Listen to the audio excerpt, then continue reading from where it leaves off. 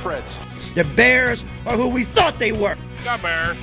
The Bears. I am the great Cornholio. We'll see what happens. Playoffs? See, Sean McDonough, Jay Villas. Goats. Can you play a song? Something cool. Put my mic on! I'm calling both games. Oh, baby! Are you serious? Goes down the field for Smith. Oh, he got it! Seattle. We're getting ready for Cincinnati.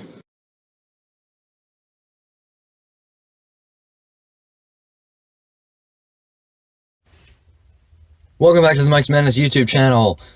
In this video, we're going to have the Simulation Selection Sunday show.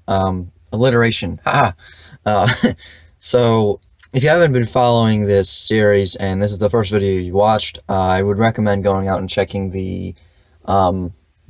out the simulations to the conference tournaments, because those will kind of explain some other things a little bit, and that will, if you watch those and see what happens in those conference tournaments, what seedings in this, what seedings I have will start to make sense a little bit, because, you know, again, if you know what happens, you'll understand a little bit more why certain things have happened. And just a precautionary warning, you're going to hear the mouse click a couple times, and that's just me clicking through the slides here.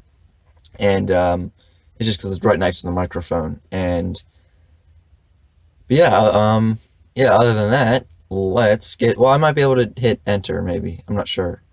Will that work? Nope, that just paused it. Okay. Nice. Alright, well. Alright, let's move on.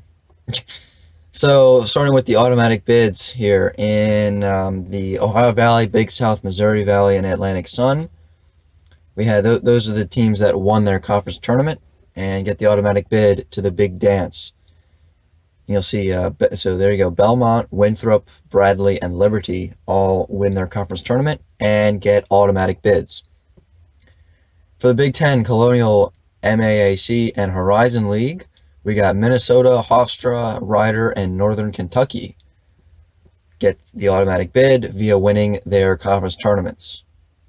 So those teams will make it into the big dance. And, you know, as we were talking about in the last video, Minnesota most likely will be a bid stealer, most likely from Indiana, because Minnesota was not a team that was projected to be in the field of 68 until they won their conference tournament.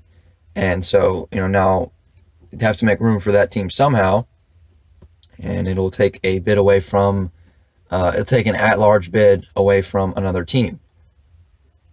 Now getting into the NEC Summit, West Coast, and Patriot, we got Robert Morris, North Dakota State, Gonzaga, and Boston winning their conference tournaments and getting the automatic bid to the big dance. As for Gonzaga, winning their conference tournament most likely means that they will keep a 1 seed, stay on the 1 seed line, and not fall down to the 2 seed. Moving right along, Vermont won the America East, Morgan State won the MEAC, Southern won the SWAC, and Butler won the Big East Conference Tournament. So those teams will get the automatic bid. In the Big 12, Kansas won the Big 12 tournament. Utah State won the Mountain West tournament. Ball State won the MAC tournament, and North Texas won the Conference USA tournament. Now, something that is worth noting: some of these conference tournaments were already completed before the NCAA postponed or canceled everything. Like, I believe, like, the Mountain West was already done, the West Coast Conference was already done, and I believe a number of the other ones were already completed. So this is like just in overall, these are not the ones that I simulated. These are just overall ones that I have done, or overall conference tournament automatic bids, that good stuff. So with that being said, the Big Sky, Southern Utah won that conference tournament. Duke won the ACC. Nicholls State won the Southland, and Grand Canyon won the Western Athletic Conference. UCLA won the Pac-12 to cement their spot in the big dance. Cal State Northridge won the Big West, Princeton won the Ivy League, and Duquesne won the Atlantic 10. And it'll be most likely that, again, Duquesne, just like Minnesota, it will probably be a quote-unquote bid stealer, taking an at-large bid away from a team, like possibly like teams that come to mind just off the bat here are probably like Memphis or NC State or Xavier. Because again, if you go ahead and look at the conference tournament simulation videos, you'll see Xavier did not do, and it wasn't even the simulation. It was in real life that Xavier lost to DePaul, so that could possibly drop them out of the field. Especially now that Duquesne takes a at-large bid away. Moving right along, Florida won the SEC, Texas State won the Sun Belt, East Tennessee State won the Southern, and Wichita State won the American Athletic Conference tournament. So those teams all get automatic bids because they won their conference tournament. Now, getting to the Midwest region of the NCAA March Madness March Madness Simulation Selection Sunday. Alacadafristis makes me alidocious. Oh my goodness, it is. It's come this far. The quarantining and the being at home all the time, it's driving me crazy, and I'm not handling it well. But let's get right into it. The number one overall seed in the Mike's Madness March Madness Simulation Tournament are the Kansas Jayhawks. And the Kansas Jayhawks will play the number 16 seed Northern Kentucky Norse. So yeah, there you go. First matchup right there. Kansas and Northern Kentucky. Obviously, it's only one 16 seed has ever beaten a 1 seed, and that was UMBC against Virginia a couple years ago. Moving right along, the 8 seed St. Mary's Gales get in. A team kind of, they could be dangerous. Watch out for them. Can't overlook them. And they'll be playing the number 9th seeded Houston Cougars. That'll be a good matchup. Houston and St. Mary's definitely evenly matched. Houston had been in and out of the top 25 this season, and St. Mary's as well is, again, a good team. Can't overlook them. So that'll be a good game. And it's funny, as I do these simulations and as I do more and more of them and I get further and further, it gets depressing, really. Like, the fact that we couldn't have actually done this. But I think as we go on and on in this every day in this coronavirus deal, I think it becomes pretty apparent that there's no way this could have ever happened. A whole across the country NCAA tournament thing. Like there's no way it could have happened, right? I mean, we all understand that. Like there's no way it could have happened. So I think, that's something that we definitely have to realize. And it's depressing, but I think it's something that we definitely have to take a step back and realize, look, we can't even go out to eat at a restaurant now. How are we going to pack a stadium with 20,000 people and watch an NCAA men's basketball tournament game? It's again becoming very apparent that this would have never worked out. No way. So moving right along in the selection show, the number 5th seed Seton Hall Pirates, and they kind of fall off a bit after having a lackluster performance in the Big East tournament. They lost to Marquette in the first round, so that did not help them. And they play the 12th seeded Ball State Cardinals. So Ball State won their conference tournament, and Ball State is a high-scoring team.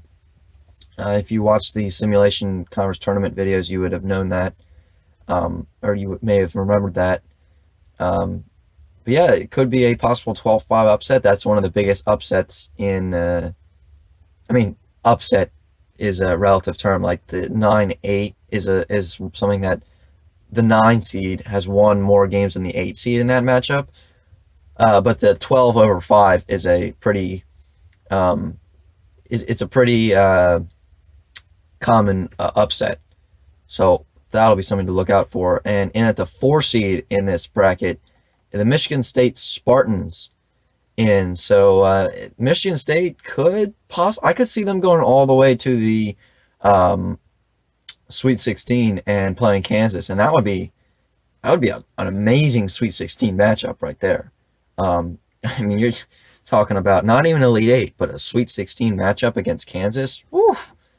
And, as I'm taking a look at these possible matchups, again, it's depressing because it's like, man, what I wouldn't give to see the tournament. It's crazy because, again, if you know me at all, you know that I am a huge fan of the NCAA tournament. And it's just, again, depressing that it won't be happening this year, and we'll have to wait a whole nother year for it to happen. Playing Michigan State at the 13th seed are the Princeton Tigers, and they won their conference tournament. And again, Yale was given the automatic bid after the Ivy League canceled their tournament. But here's the thing: pretty much every tournament got canceled, so I just simulated that one anyway, just for the fun of it. So there you go. That is the first half of the Midwest regional bracket. Some teams I have my eyes on real quick are, I think we'll see Kansas and Houston in the round of 32, and I think if Seton Hall is playing well, they'll win against Ball State. But don't be what's the word I'm thinking of? Don't be surprised, I guess, if Ball State manages to pull off that upset. And Michigan State is a team that, again, they're always good in March.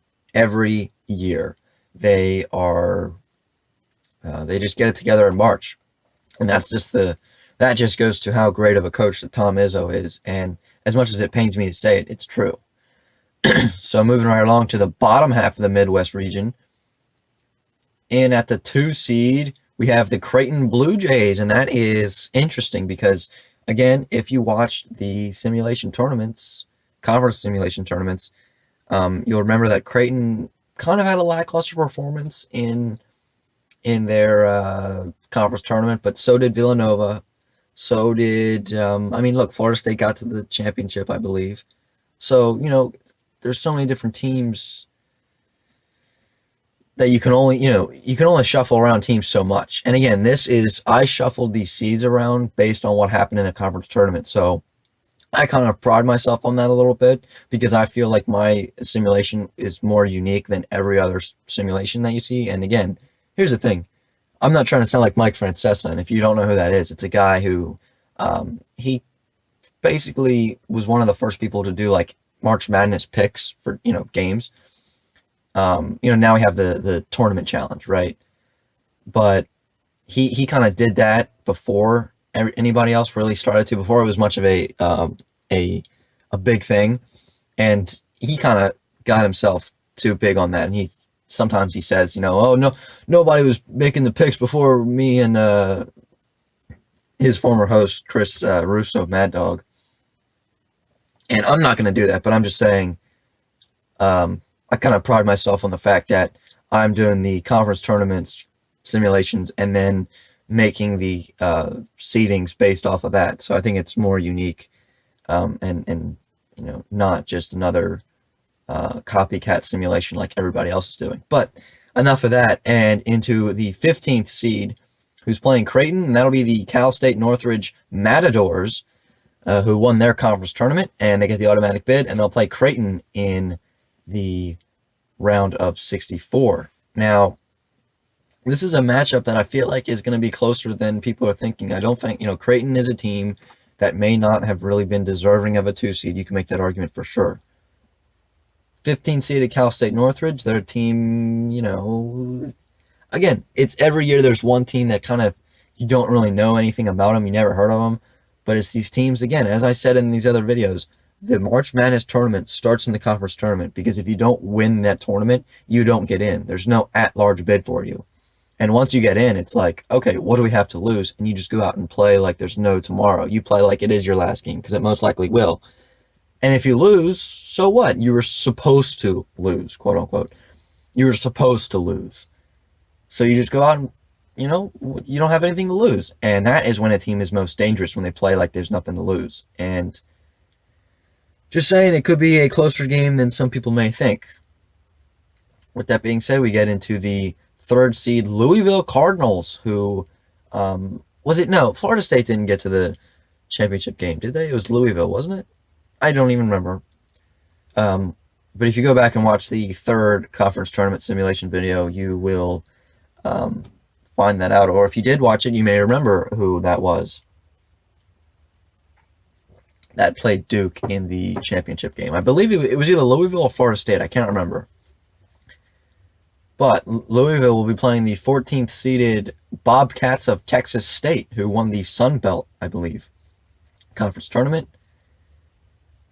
And there you go, Louisville and Texas State in the Midwestern Regional Bracket. There you go. Texas State got the automatic bid, and they will play Louisville. 6th-seeded West Virginia Mountaineers. Wow. They are a team, in the simulation, they lost to Oklahoma in the first round, so that dropped them off from a 5 seed to a 6 seed.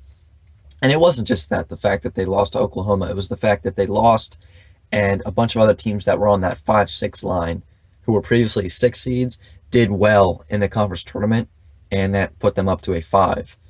Teams that come to mind right now are Butler, who won their conference tournament, Michigan, who did well, and who's another 5 seed? I guess when you take a look at a matchup between possible matchup between West Virginia and Seton Hall, you go to Seton Hall over West Virginia as the better team. West Virginia will play 11th seeded Trojans of Southern Cal. That'll be an interesting matchup. USC has that big guy. I don't know how to pronounce his name, but it starts with an O, and he's really good. He has he's a big center, and they kind of go around him, and so that'll be an interesting matchup to see. Again, there won't be any video of a game. It'll just be, it'll be just a simulation, and I'm gonna kind of make something out of this. I'm gonna make you'll see what uniforms they'll be wearing, and who they play next, and a couple other things, just to make it more of a to make it more substantial, and not have it just be a well, here's a simulation, Maryland won this game and Penn State lost this game and Duke won, and just make it a little more, I guess, exciting, you could say. But enough of that. In at the 7th seed are the Illinois Fighting Illini, and they first time that they're in the big dance for a while, in a while. They had a pretty good season, in and out of the top 25. They were a constant. They were a not constant, but a what's the word I'm looking for? They were a, I guess, constant top 25 team, and they'll be going up against the 10th seeded Cincinnati Bearcats. Ooh, that's a good matchup right there. I would love to see that in real life, but again, this is the next best thing we have, I guess. So that's a pretty solid bracket right there. You get West Virginia, USC against Louisville most likely. Creighton most likely will be playing Illinois or Cincinnati. That's a not a bad draw for Louisville. You have to be looking at, but again, not a that's pretty good right there. I like that. So again, here the Midwest bracket in as a whole. There you go. Again, if you feel like you want to take these brackets, my seedings and my brackets, and you want to kind of make your own predictions, that's fine. You can go ahead and do that. I don't care. You do your own thing. If you want to send them to me or whatever, Sure, fine by me. Twitter, I'll put my Twitter, my email, and all that good stuff in the description below. But yeah, comment section as well. If you just have a short comment, that's always welcome. So there's the Midwest bracket, and moving forward to the East Regional bracket, and at the number 1 seed, the Dayton Flyers, and they got that big guy Obi Toppin, who is a handful, and Dayton is a team that is dangerous. Watch out for them down the stretch of the season, and they'll be playing the winner of the first 4 matchup between the Southern Jaguars and the Robert Morris Colonels. Or is it? It's either Colonels or Colonials. I can't remember which one, because there's one team that is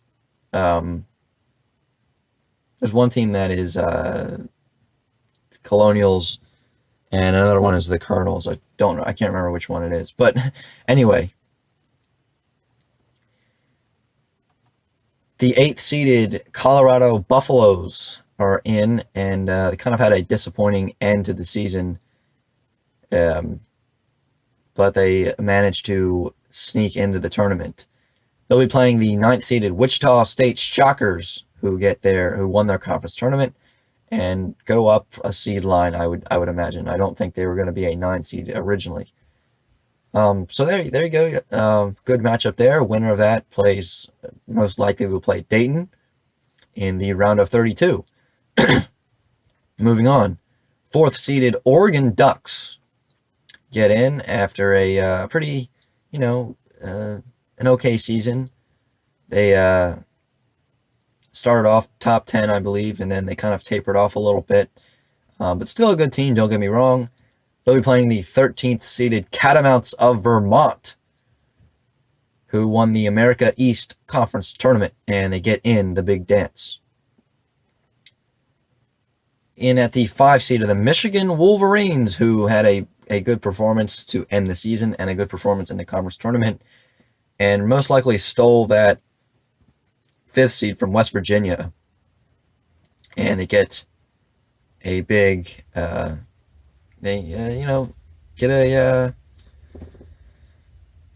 they win that game, they'll most likely play Oregon, and that'll be a tough game. So they got some work to do. It will not be easy by any means.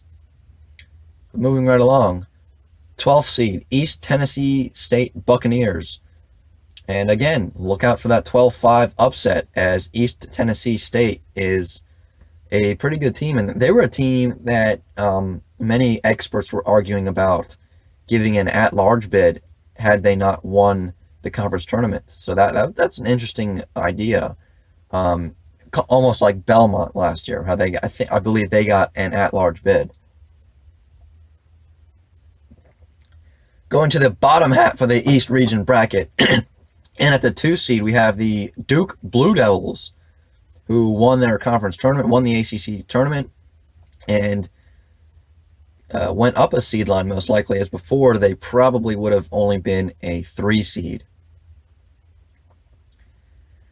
They'll be playing the 15th seeded Boston Bulldogs, and Duke in previous years, they've gotten an upset in the first round. I believe, there was one year they lost to Mercer when Duke was the 3 seed, Mercer was the 14. They lost to Lehigh a while back when Lehigh was the 15th seed and Duke was the 2 seed. So, not a automatic victory for Duke there by any means, as they definitely can't just look past Boston. And at the 3 seed, the Villanova Wildcats, as they go down a seed line. They probably most likely flip-flopped Duke and Villanova, as Villanova was probably the 2 seed going into the Big East tournament, and after losing to DePaul, not a good loss by any means. And that was a conference tournament that DePaul almost won the whole thing and stole another at-large bid, but it did not happen, as as Butler won the whole thing.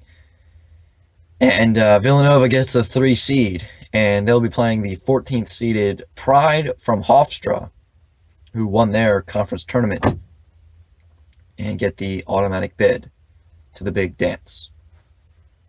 In at the 6th seed are the Penn State Nittany Lions, who get back to the big dance for the first time since 2011, I believe. I'm not too sure on that. Penn State fans, correct me on that if I'm wrong. I'm most likely wrong. I don't know. They'll be playing the winner of the first 4 matchup between Texas Tech and Arizona State. And Arizona State has been a team that has been in the first 4 for the first couple, or for the last couple of seasons, I believe. I believe last year they played St. John's in the first 4. And this year they will play in the simulation Texas Tech in the first 4. And Texas Tech had been to the Elite 8 2 years ago and then the Final 4 last year. And so, I mean, that's a tough follow, but this year they get in the tournament again.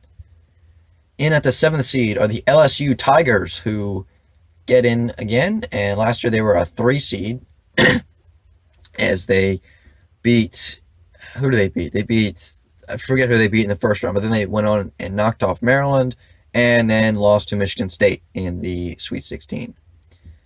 They'll be playing the 10th seeded UCLA Bruins, who won the Pac-12. So there you go. That'll be an interesting matchup. I like that possible matchup. So again, not a bad tournament bracket there as we take a look at the East Regional bracket as a whole. Teams that I have my eye on, obviously Dayton coming out of there. I like the possible matchup of Dayton and Wichita State, Oregon, Michigan, the possibility of that. Villanova, Penn State, that'll be a good matchup possibly. Look, Penn State against Texas Tech or Arizona State will be a good matchup as well. Those Texas Tech, Arizona State are 2, pretty good teams. So not an easy victory by any means for the Penn State Nittany Lions. And then down at the bottom, another possibly good matchup as well between Duke, most likely Duke, and LSU or UCLA. So some good matchups all around there in the East Regional bracket as we take a look at the South Regional bracket. And at the number 1 seed are the Baylor Bears, who got to the Big 12 championship game and then lost to Kansas by 2 points. Baylor was number 1 in the country, number 1 team in the country for a good portion of the season. They'll be playing the winner of Morgan State and Grand Canyon from the first 4. Winner of Morgan State, Grand Canyon will play Baylor in the round of 64.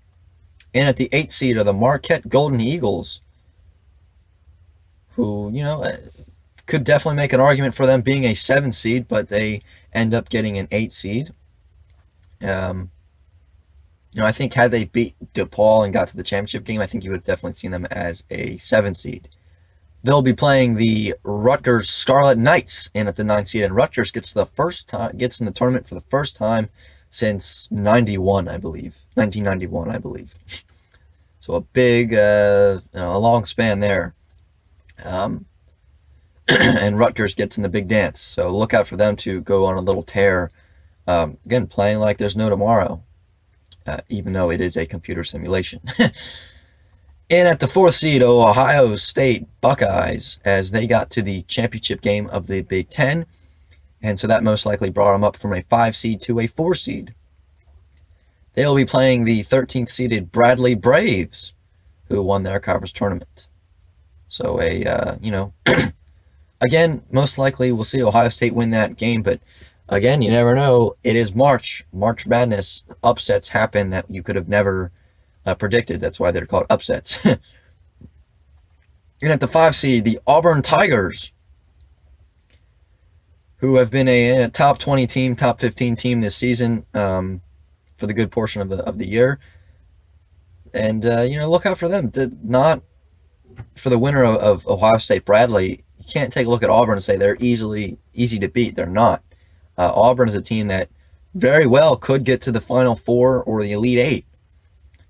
So look out for them to make some noise, and don't be surprised if they make another run at a Elite 8 or Final 4 appearance. And at the 12th seed, the North Texas Mean Green. Haven't seen them in the tournament for a while. I don't know the last time they got in, but they get in this year via winning their conference tournament, and they'll play the Auburn Tigers. Going to the bottom half of the South Regional bracket, we have the second-seeded Florida State Seminoles. Excuse me, almost sneezed there. Who, again, I don't know if they I don't know if they played Duke in the ACC championship or if it was Louisville, but they get the second seed, and they'll play 15th seeded Rider Bronx, who win their conference tournament as well. Excuse me. And most likely we'll see Florida State win that. And again, Florida State, this bracket is shaping up to be a really interesting Sweet 16, Elite 8, and Final Four, because you got Florida State, Baylor, Auburn, and Ohio State so far. Those are some pretty good teams right there, and who knows? You never know which team will come out victorious, and it's just fun times. You never know what'll happen. Very unpredictable, and that's what I like about this. The third seed, Maryland Terrapins, get in after a really strong year. They were top 10 team in the country for a good portion of the season, and were in the top 25 for every week of the season. In the Big Ten tournament, they got knocked off by Ohio State, but looking for revenge in the South Regional bracket. They will be playing the Nichols State Colonels, who won their conference tournament. And so there you go. A possible old ACC matchup in the balances between Maryland and Florida State if those two teams can get to the Sweet 16. In at the 6th seed are the Virginia Cavaliers, and who knows? Okay, maybe Maryland will play another ACC foe in the round of 32. So there you go. Maryland, and this is kind of funny that this is something that the selection committee would actually do. Have these cutesy little matchups. Like you might see them in there against in Duke's bracket or something like that. But yeah, again, so there you go. Kind of a little more realistic, you might think. So there you go. Maybe a nice matchup to look out for between Maryland and Virginia. That is, in fact, if Virginia can get past the 11th-seeded Spiders of Richmond, who get in an at-large bid. And interesting there. I mean, Richmond is a team kind of underrated, flying under the radar.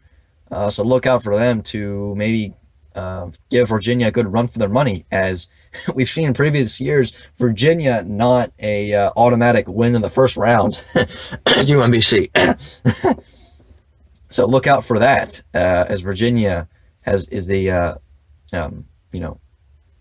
not a high-scoring team. So look out for a possible upset there.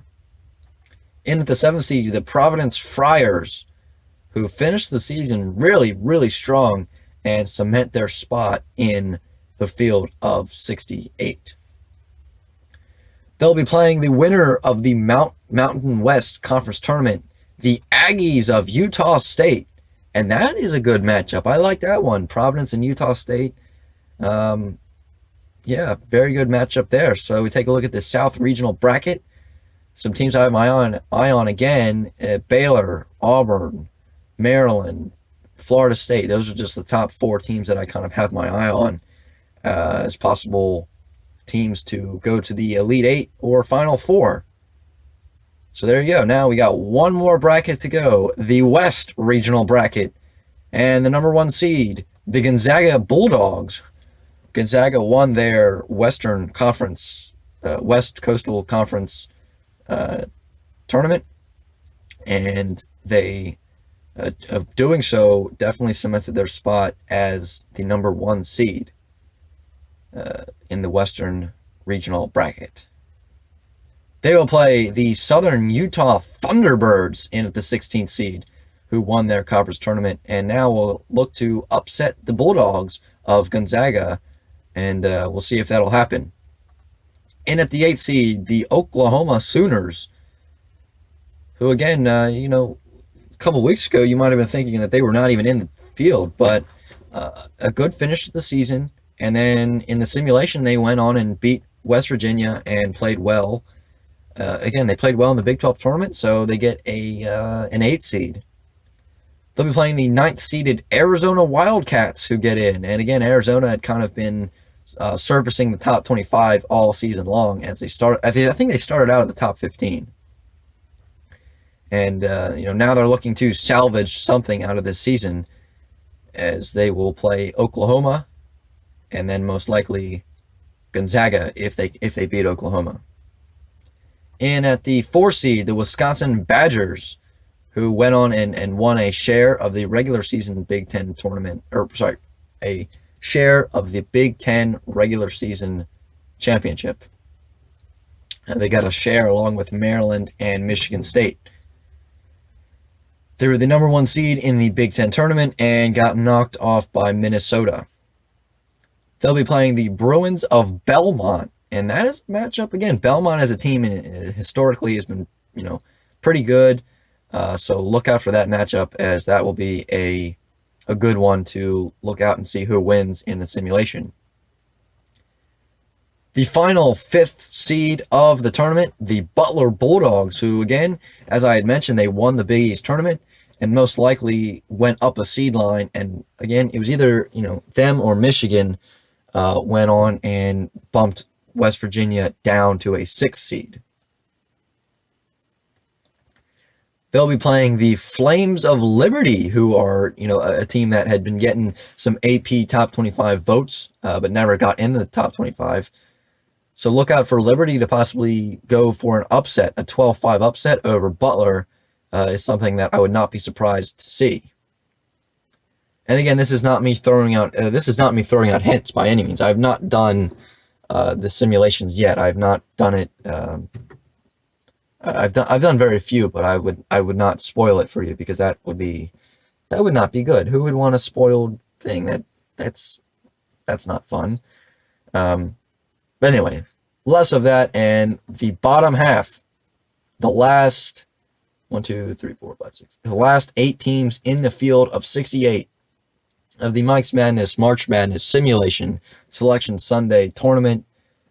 I feel like it's too many words. That's the point. I'm gonna keep adding words to it so that it's like a 10-minute intro. No, I'm just kidding. Moving on, the 2nd seeded Aztecs of San Diego State get in, and they were a team that you could have been making an argument for being a 1 seed, but after a less than ideal finish to the season, and then not winning the Mountain West tournament, knocked them down a seed line to the 2.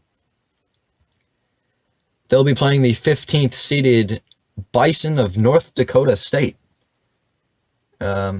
North Dakota State had been in a couple previous years, and I think San Diego State should be able to win that game, I hope. But again, San Diego State had not had any, I guess you could say, signature wins this season. So who knows? I mean, it's kind of one of those things where you're not really sure how good they really are, but you just kind of guess that they're pretty good. So, I mean, based on their amount of wins they had. And the final 3rd seed, the Kentucky Wildcats in. And there you go. And if had they had a better performance in the SEC tournament simulation, they probably would have moved up to a 2 seed, but it did not happen. And they will play the 14th seeded Winthrop Eagles. Winthrop, a team, I don't think they'll be going for an upset by any means. But who knows? We'll have to wait and find out. As in at the 7th seed, the Iowa Hawkeyes. A team, don't count them out, I guess you could say. Is possibly a rematch there between San Diego State and Iowa, as the Aztecs and the Hawkeyes played in one of those one of those mid-season tournaments. You know how they have the Maui Invitational or whatever. They have a bunch of similar things. Iowa and San Diego State had played in one of those earlier in the season. And that is most likely, San Diego State won that matchup, by the way.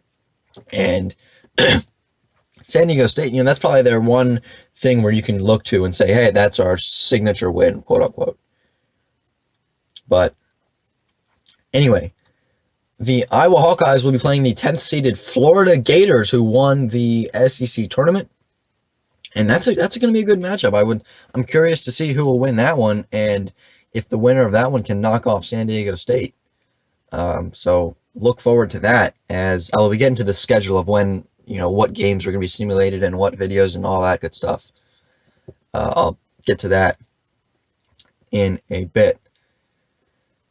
This final 6 seed in the NCAA simulation tournament, the BYU Cougars, who had a strong finish to the season and ended up in the final, ended up in the top 15, top 20 to end the season. They'll be playing the winner of Duquesne and Minnesota in the first 4, as Duquesne and Minnesota both won their conference tournaments. So probably most likely 2 bid stealers, and we'll take a look at who the first 4 out and next 4 out were in a bit. Before we do that, we get to the overall overview of the West Regional Bracket. And again, this is one where I could possibly see some upsets happening. As I pointed to Liberty earlier,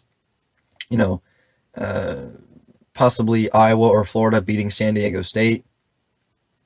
I think BYU has the potential to maybe knock off Kentucky. Wisconsin and Belmont will be interesting to see. Gonzaga against Oklahoma or Arizona will be interesting. Interesting to see. So a lot of this bracket is probably the most unpredictable bracket out of them all, because there's so many teams that are just kind of like, so many different things could happen. So look out for that in the upcoming videos. Here we go. The first 4 out: Xavier, Indiana, NC State, and Texas. And again, as I said, Minnesota and Duquesne bid stealers, at-large bids, and you most likely would have seen Xavier and Indiana playing that first 4 game. And then the winner of that would have played BYU. But instead, Duquesne and Minnesota get the automatic bid because they won their conference tournament. So Xavier, Indiana, NC State, and Texas are the first 4 out. The next 4 out are Stanford, Memphis, Purdue, and Mississippi State. Memphis started the season top 10, and then it was just a downhill. It was really a train wreck from that point on, as not much good would have happened after the start of the season.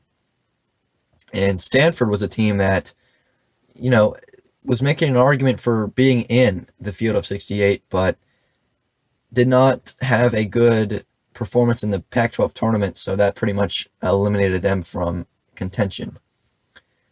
And then Purdue and Mississippi State were teams that, they had some good numbers like KenPom and net rankings and all that good stuff. They had strength of schedule, I guess you could say, but just didn't win enough games to get in. So there you go. And again, so here's the deal. If you guys like the simulation deal of the NCAA tournament, and if things get kind of, I don't want to say desperate, but if things get kind of, like there's literally like no sports for a extended amount of time, I might do an NIT simulation. And I know that's reaching, but I mean, whatever. Like I said, I'm not trying to go viral with every video. I'm just doing what I'm doing, and I'm having fun with it, and just, whatever. So there you go. Your last look there at the first 4 out and the next 4 out. And again, you can probably think of the last 4 in. I'll just tell you now, the last 4 in were Texas Tech, Arizona State, Duquesne, and Minnesota.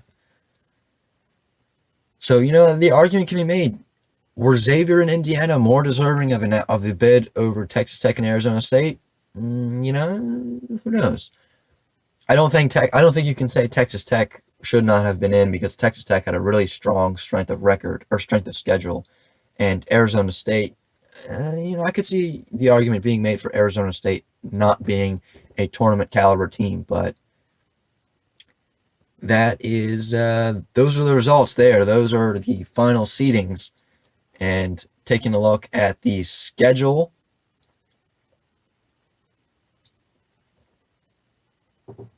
The schedule Tuesday video. The first 4 games: Morgan State and Grand Canyon, Duquesne in Minnesota, Southern and Robert Morris, and Texas Tech and Arizona State. Again, that'll be coming out on Tuesday, so look out for that. Then on Thursday, we've got a nice slate of games, and this is just the first half of them. We got Boston and Duke, East Tennessee State and Michigan, Cincinnati and Illinois, Southern Utah and Gonzaga. I'm not going to read them, but there you go. You got those games coming on Thursday.